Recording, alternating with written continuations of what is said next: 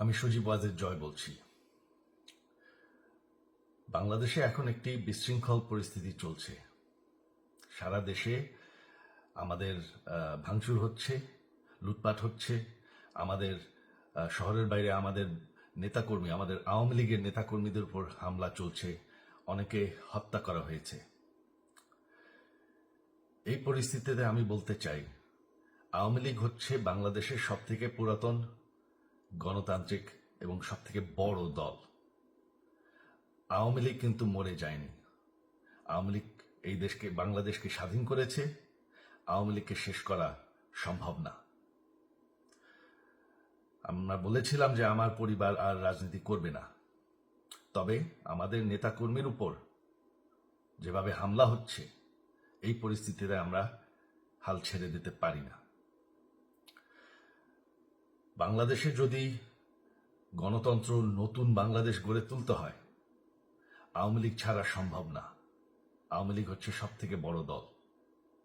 আওয়ামী লীগ কোথাও যাবে না, আওয়ামী লীগ শেষ হয়ে যাবে না। আওয়ামী লীগকে শেষ করা সম্ভব না।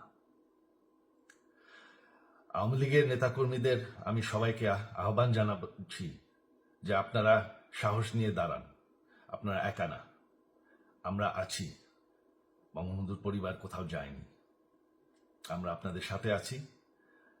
দেশকে, আমাদের নেতাকর্মীদেরকে, আওয়ামী লীগকে রক্ষা করার জন্য যা প্রয়োজন আমরা করতে প্রস্তুত। এই যে আমাদের বর্তমান যারাই আছে ক্ষমতায়, তাদেরকে আমি বলবো যে আমরাও একটি গণতান্ত্রিক, শৃঙ্খল, নিরাপদ বাংলাদেশ চাই, জঙ্গিবাদ মুক্ত।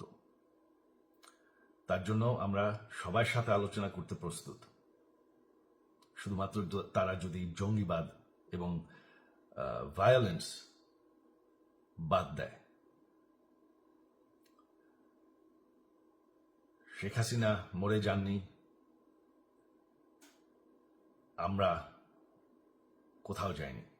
বাংলাদেশ আওয়ামী লীগ ছাড়া গণতন্ত্র, নির্বাচন সম্ভব না।